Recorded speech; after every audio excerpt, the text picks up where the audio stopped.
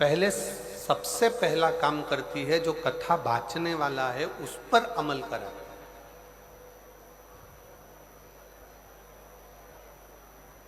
स्वयं का पथ निश्चित करती है और स्वयं का पथ निश्चित करने के बाद कथा फिर भगवान को कैसे भजना है, भगवान का कैसे स्मरण करना है, ये निश्चितता करती है। हमारा एक निवेदन बेटा बेटियों से, नवयुवक बच्चों से,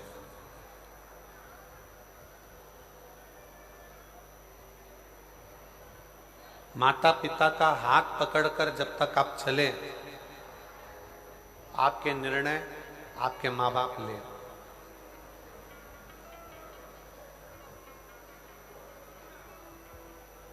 जब तक बच्चा अपने माँ बाप का हाथ पकड़कर चले, निर्णय माता पिता ले। पर जब बच्चा माता पिता का हाथ छोड़कर कंधे पर स्कूल का बैग टांगकर, हाथ में पानी की बोतल लेकर, जब कंधे पर स्कूल का बैग हो, किताबों का बैग, पुस्तकों का बैग, विद्या का बैग जब अपने कंधे पर हो, तो मेरा बच्चों से निवेदन है, उस समय पर आपको किसी सद्गुरु के, किसी अच्छे शिक्षक के निर्णय की बहुत जरूरत है।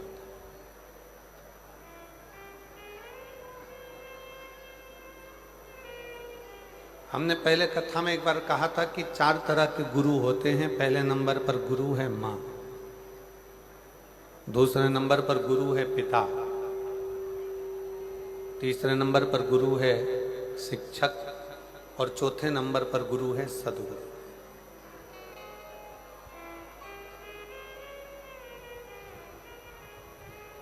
बचपन में, बाल्यावस्था में एक माँ से बढ़कर दुनिया में कोई गुरु नहीं हो सकता।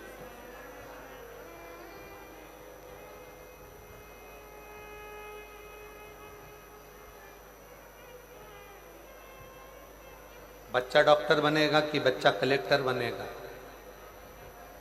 बच्चा एसपी बनेगा कि बच्चा डीएसपी बनेगा, बच्चा मंत्री बनेगा कि संतरी बनेगा कि कलंतरी बनेगा, बच्चा क्या बनेगा, बच्चा व्यापारी बनेगा, व्यवसायिक बनेगा कि नौकरी करेगा, एक माँ निश्चित कर देती है।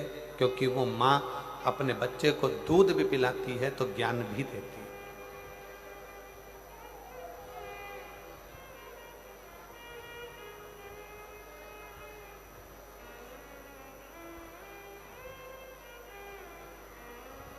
एक माँ से बड़ा दुनिया में कोई गुरु नहीं है।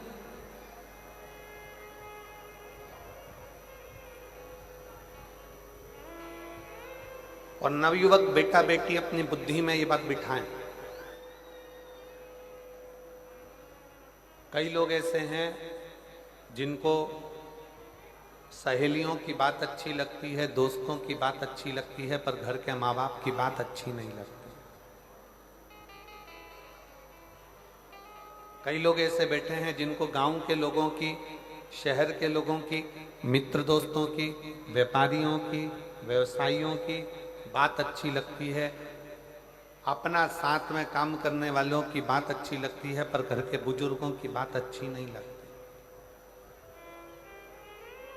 कई बहुएं हैं, कई बेटे हैं, कई बेटियां हैं, कई दामाद हैं, कई बेटियां जिनको लोगों की बात अच्छी लगती है, पर घर के बुजुर्गों की, घर के माता पिता की बात अच्छी नहीं लगती।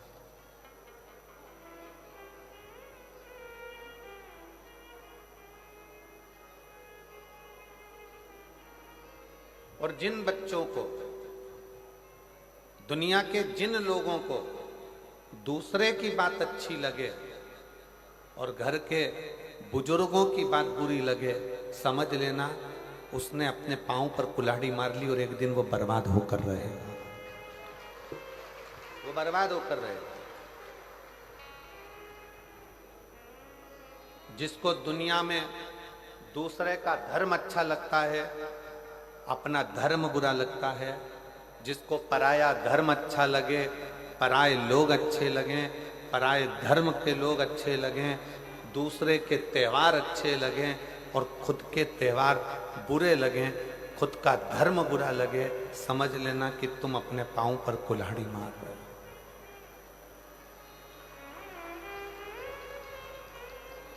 तुम अपने पांव पर कुल्हाड़ी मार रहे हो। भारत एक ऐसा देश है, 365 दिन में से कितने दिन? 365 दिन में 400 उत्सव मनाए जाते हैं भारत में। अब जरा विचार करिएगा, दिन है 365 और हमारे यहाँ त्योहार कितने मनाए जा रहे हैं? 400। जम के बोलो जरा, 400। 365 दिन में भारतीय संस्कृति में, भारतीय सभ्यता में, भारतीय सनातन धर्म में 365 दिन हैं और 365 दिन में 400 हमारे यहाँ त्योहार हैं। अब जरा विचार करिएगा, कभी कभी एक दिन में 2-2 त्योहार पड़ जाते हैं। अमावस्या पड़ी तो शनिचरी अमावस्या पड़ जाएगी, ये अमावस्या पड़ जाएगी, वो अमावस्या पड़ जाएगी, पूर्णिमा पड़ी तो ये पड़ जाएगी।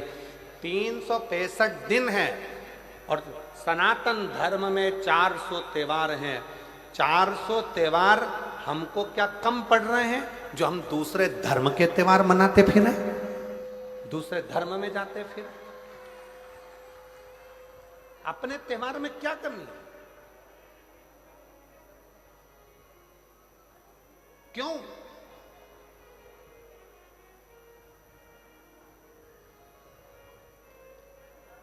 किस लिए?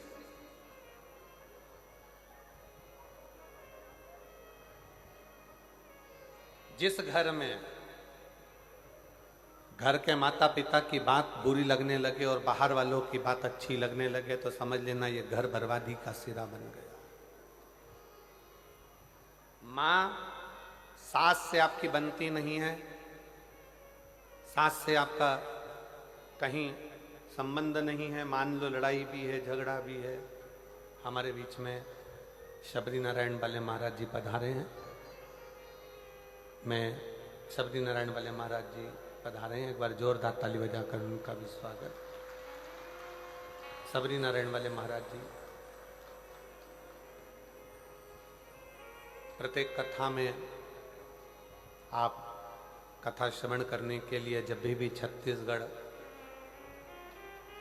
उत्तर प्रदेश में भी कहीं कथा होती है तो लगभग आपका आगमन होता है और कथा रसतत्व आप ग्रहण करते हैं।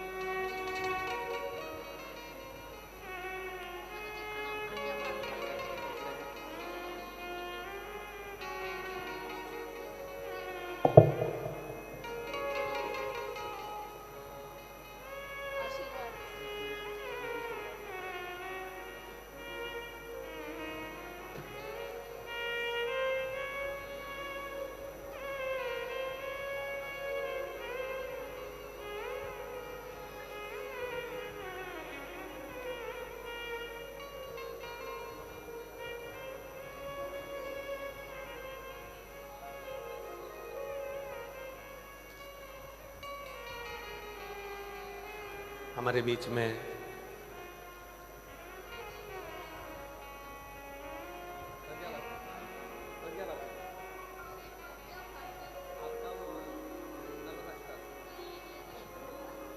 सुना के जाना है, मैं सुनूंगा।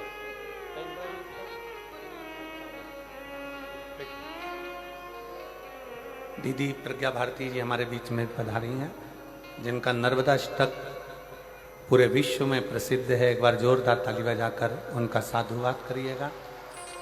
बहुत सुंदर आप नर्मदा अष्टक, हमने निवेदन भी करा है कि कथा के विराम के समय पर एक बार नर्मदा अष्टक का पाठ आप और हम सब मिलकर करेंगे। एक बार जोरदार ताली बजाएं।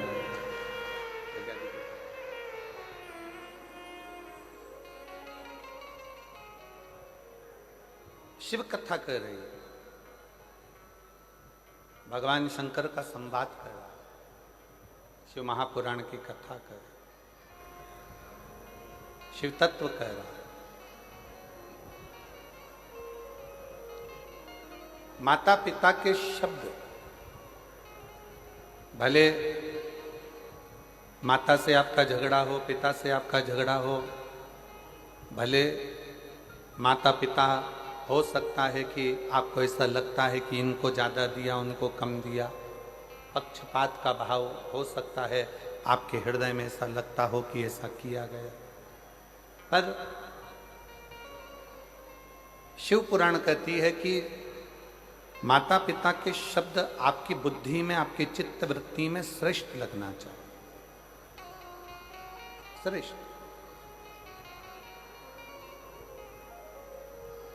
कभी भी एक बात अपने जीवन में उतार कर रखिए कि घर के बुजुर्ग के पास में अगर कोई वस्तु है या घर के बुजुर्गों के पास में कोई सामग्री है, वो किसी दूसरे को नहीं देंगे, देंगे तो आपको देंगे।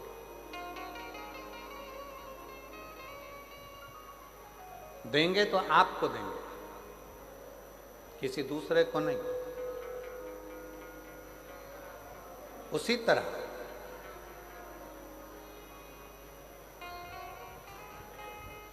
शिव महापुराण की कथा कहती है कि घर का जो बुजुर्ग है, घर का जो बड़ा है, घर का जो बयो है, अगर वो आशीर्वाद देगा, यदि कुछ आपको प्रदान करेगा, वो किसी अन्य को जो दे रहा है उससे 4 गुना ज्यादा प्रबल वो बल, आशीर्वाद आपको दे रहा है,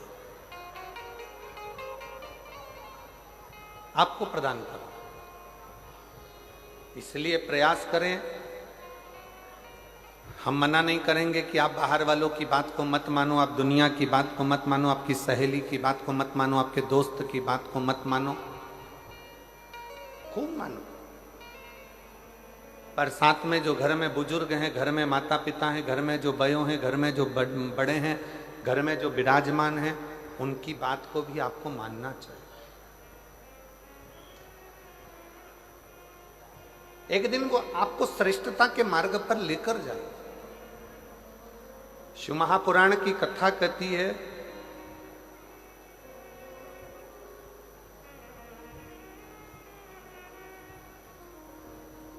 जिस समय पर ब्रह्मा जी के मन में कोई संशय उत्पन्न होता था, ब्रह्मा जी जब सृष्टि का निर्माण करते हैं और सृष्टि का निर्माण करते करते जब ब्रह्मा जी के मन में संशय उत्पन्न होता है तो भगवान शंकर के पास जाकर बैठते हैं, भगवान शिव के पास जाकर बैठते।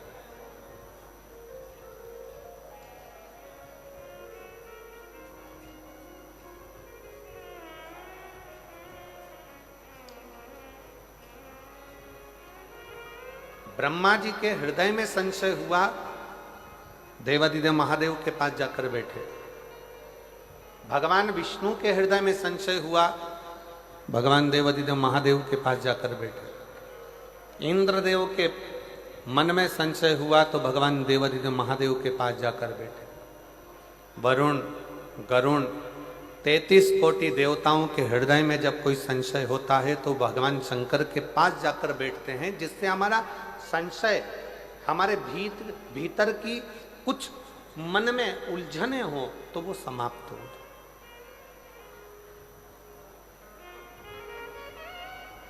हमारे भीतर का संशय समाप्त हो जाए, हमारे भीतर की उलझने समाप्त हो जाए। अब कितना सुंदर कहा कि भगवान ब्रह्मा जी के मन में संशय होता है तो वो भगवान शिव जी के पास जाकर बैठते हैं, भगवान नारायण के पास संशय होता है तो शंकर जी के पास जाकर बैठते हैं, इंद्र के मन में संशय होता है तो शिव के पास जाकर बैठते हैं, नारद जी के मन में संशय होता है तो शंकर जी के पास जाकर बैठते हैं। शिव महापुराण की कथा कहती है केवल देवता ही नहीं, भगवान राम भी अगर इस पृथ्वी पर जन्मे और उनके मन में संशय आया तो वो शंकर जी के पास जाकर बैठे हैं। भगवान कृष्ण इस पृथ्वी पर जन्मे, भगवान कृष्ण इस पृथ्वी पर जन्म लेने के बाद उनके मन में संशय आया तो वो भी भगवान शंकर के पास जाकर बैठे हैं। शिव महापुराण की कथा कहती है कि आपके हृदय में भी अगर कोई संशय है तो पहला काम करो, एक लोटा जल भरकर शंकर के मंदिर में ले जाकर चढ़ाओ और शिव के चरणों में जाकर बैठना प्रारंभ करो, संशय समाप्त होना चाहिए।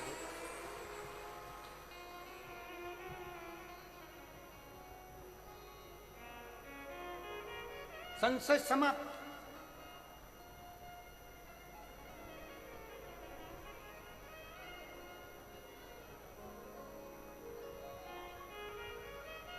भीतर के संशय को शिव समाप्त कर दे। अपने भीतर अगर कोई विशेष संशय आ गया, कोई परेशानी आ गई, कोई उलझने आ गई, आप शंकर जी के मंदिर में पहुंचे हो तो वो समाप्त कर दो।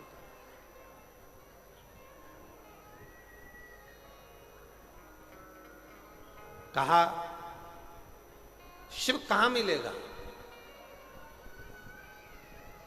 शंकर को पाने की जगह कौन सी है? सबसे जल्दी अगर कहीं भगवान मिल सकता है तो कहां मिलेगा?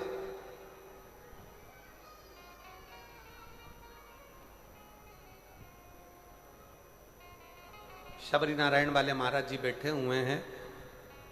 मां शबरी का बड़ा सुंदर चरित्र इन्होंने एक बार शबरी नारायण में जब हम कथा करे थे लगभग 7-8 साल पहले, ये बल्कि और ज़्यादा समय हो गया होगा, 9-1 साल के लगभग में शबरी नारायण में कथा हुई थी 9-1 साल पहले। तब आपने एक प्रसंग सुनाया था महाराज जी कि प्रथम भक्ति में सत्संग मूल है। प्रथम भक्ति सत्संग की मूलता। जब भगवान राम जी ने शबरी अम्बा के सामने खड़े होकर कहा कि शबरी अम्बा, माँ शबरी से भगवान राम कहते हैं, शबरी अम्बा से भगवान राम कहते हैं कि मुझे पाने के लिए, मेरा दर्शन करने के लिए और मुझे पाने के लिए कहीं जाने की जरूरत नहीं है। मुझे अगर कहीं पाना है तो कहीं अगर कथा चल रही हो उस कथा में जाकर बैठ जाइए, मेरा दर्शन आपको उस कथा में जरूर होगा, ये निश्चित।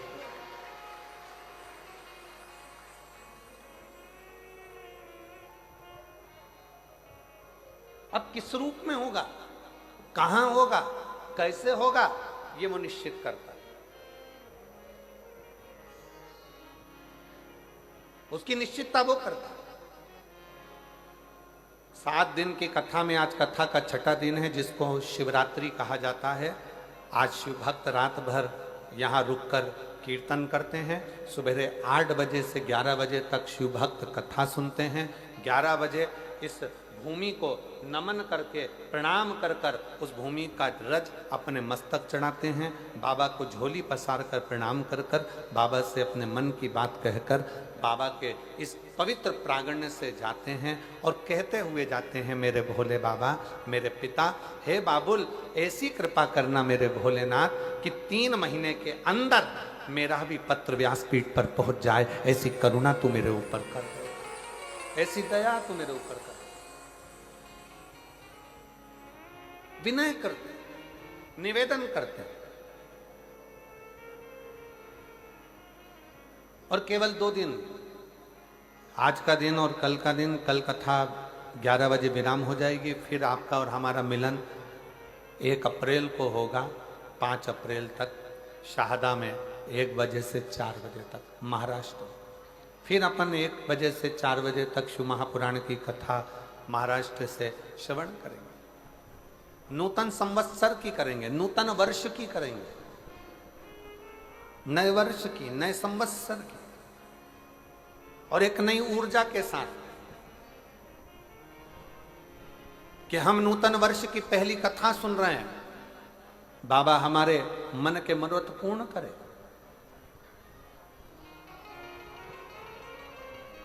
शिव के पास जाओ, शंकर के पास जाओ, शिव जी के पास जाकर बैठो, शंकर जी के पास जाकर बैठो, अपनी उलझनों को समाप्त करिए, अपनी उलझनों को मिटा दीजिए, अपनी उलझनों को समाप्त कर दीजिए। और शंभु शरणे पड़ी मांगो घड़ी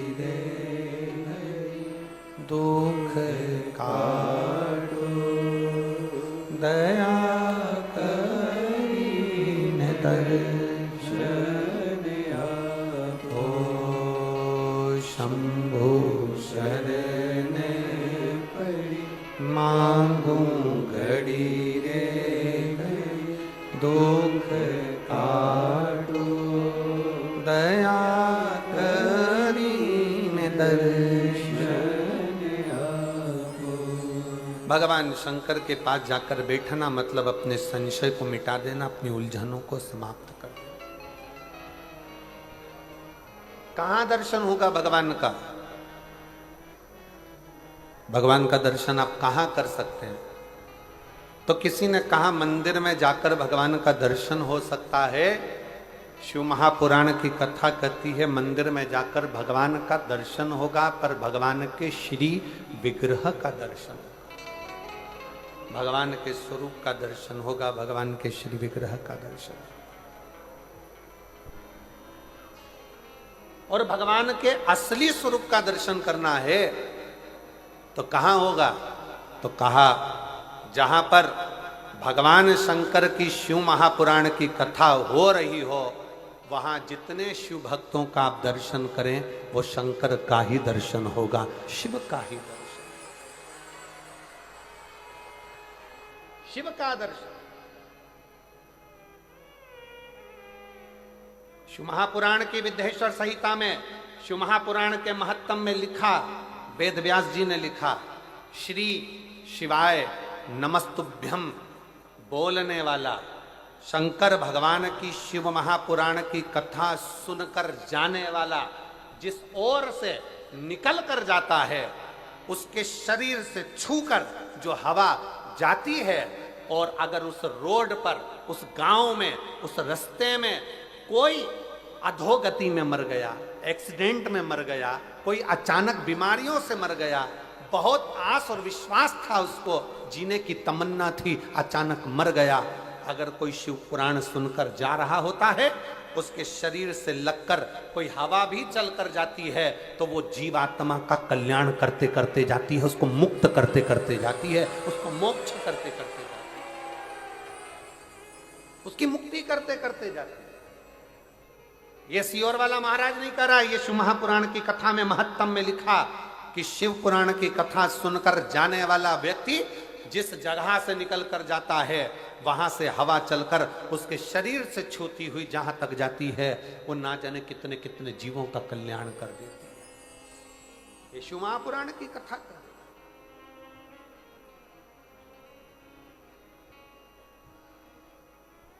अब जरा विचार करिएगा, आप भगवान शंकर की इस पवित्र कथा को श्रवण कर कर अपने अपने गांव में जाओगे, कोई अंबिकापुर से आया, कोई जसपुर से आया, कोई कुनकुरी से आया, कोई मयाली से आया, कोई आसपास के गांवों से आया, कोई राजपुर से, कोई रायपुर से, जहाँ जहाँ लोग जहाँ जहाँ से आ सकते थे, कोई झारखंड से, कोई बिहार से, जहाँ जहाँ से आप लोग आए हो, कितना कितना भाव आपके शरीर से लगी हुई ये शिव महापुराण की तरंगे आपके शरीर से छूही ये भगवान शंकर के शिव महापुराण की माटी अपने शरीर से लगकर जब अपने गांव तक जाएगी, कितना एक भाई का पत्र देखिए,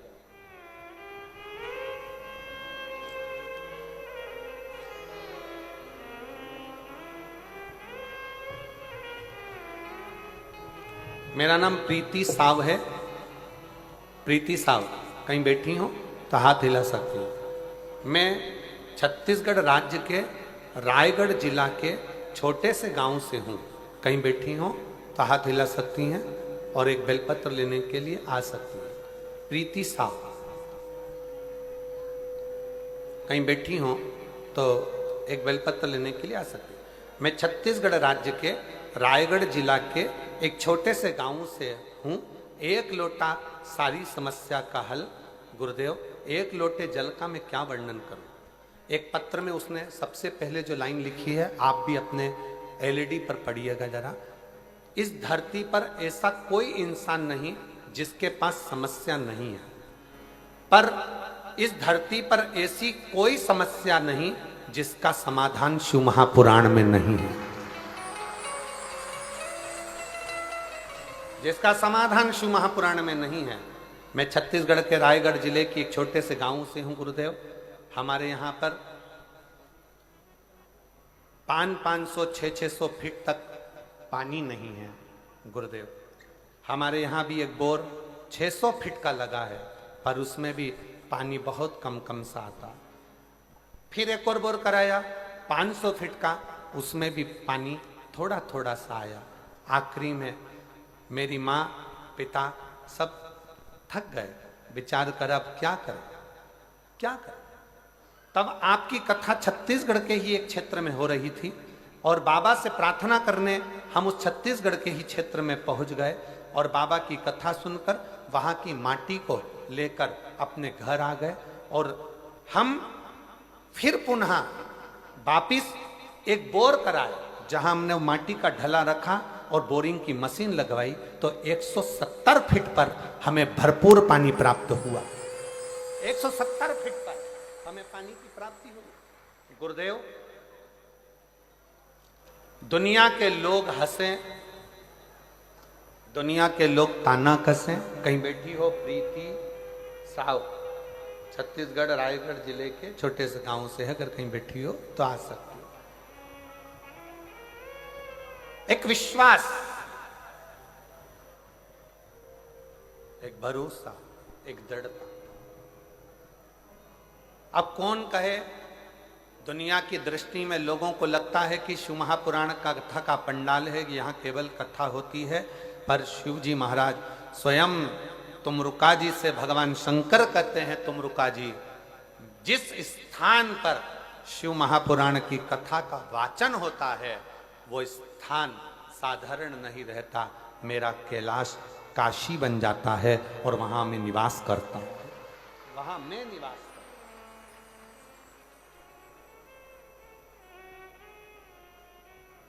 आप जो भोजन व्यवस्था संभाल रहे हैं, जो भोजन व्यवस्था में लगे हुए हैं, उनसे जाकर पूछना, लाखों शिव भक्त रोज के भोजन कर रहे हैं प्रतिदिन। कभी 50,000 भोजन कर रहे हैं, कभी 60,000 भोजन कर रहे हैं, कभी 1 लाख लोग भोजन कर रहे हैं। प्रतिदिन इतने लोगों का भोजन बन रहा है, समिति उसको सुचारू रूप से चला रही है। जो भोजनशाला संभाल रहे हैं उनके पास जाकर पूछना, क्यों भैया भोजन भंडारे में कोई चीज की कमी है क्या, भोजन भंडारे में कोई चीज की कमी चल रही है क्या? तो वो हाथ जोड़कर कहेंगे, शंकर जी का भंडारा है, ऐसा चल रहा है कि रात दिन लोग खा रहे हैं और मालूम नहीं पड़ रहा।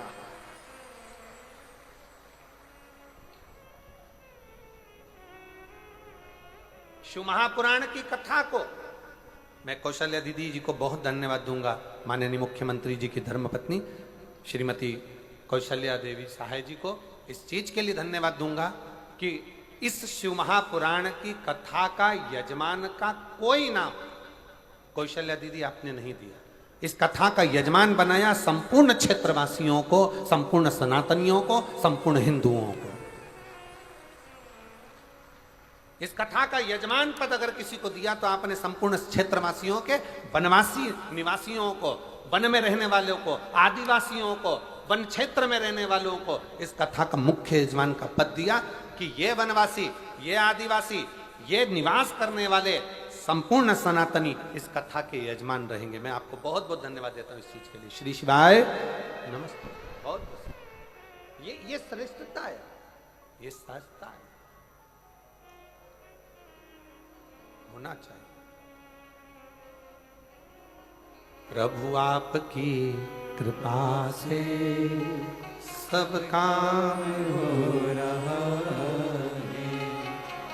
करते हो भोले बाबा मेरा नाम हो रहा है, करते हो भोले बाबा मेरा नाम हो रहा है, भोले आपकी कृपा से सब काम हो रहा है।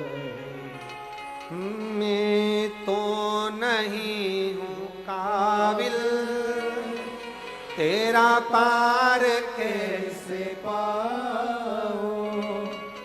मैं तो नहीं हूँ काबिल, तेरा पार कैसे पाऊं। टूटी हुई वाणी से गुणगान कैसे गाऊं।